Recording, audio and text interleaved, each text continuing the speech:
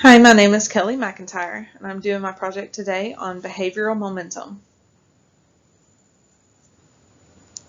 Behavioral momentum is defined as the resistance to change in a behavior's rate of responding following an alteration in reinforcement conditions. The momentum metaphor has also been used to describe the effects produced by the high probability request sequence. In other words, behavioral momentum occurs when you are teaching a new, difficult skill. First, you have the clients perform a few previously learned tasks that can easily be accomplished, followed by a new challenging task. So that ties into the probability instructional sequence. There are two different ones. We got high probability, where their actions or behaviors that the client has shown proficiency in before. The client can easily perform these behaviors without any difficulty.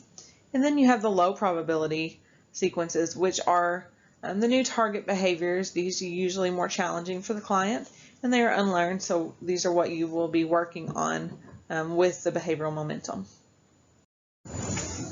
A few examples of high probability is picking up your pencil, sitting or staying in your seat, or giving a high five.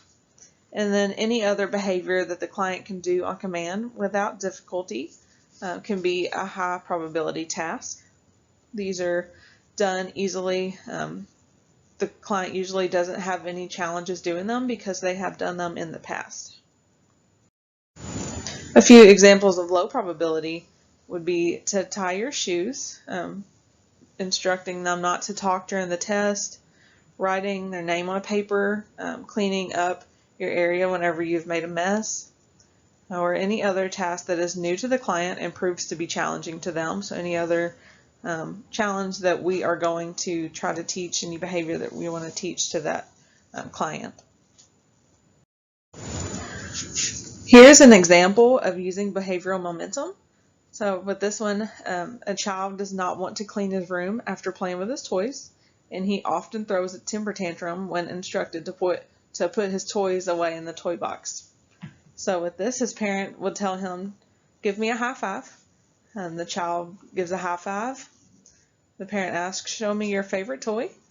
And the child shows his favorite toy. These are tasks that the child is used to doing. He has proficiency in them and has no difficulties performing these tasks. And then after he does those, we'll go into the more challenging task, which is putting your toys back in the toy box so they don't get lost. Then the child puts their toys away without throwing a temper tantrum. So what would happen if in this situation if you didn't use behavioral momentum? Without the use of behavioral momentum, the parent would have only directed their child to put his toys away. They wouldn't have added in those simple tasks before, like give me a high five or show me your favorite toy. And that, although putting your toys away seems like a simple task, it may have been overwhelming for the child and led to an immediate tantrum.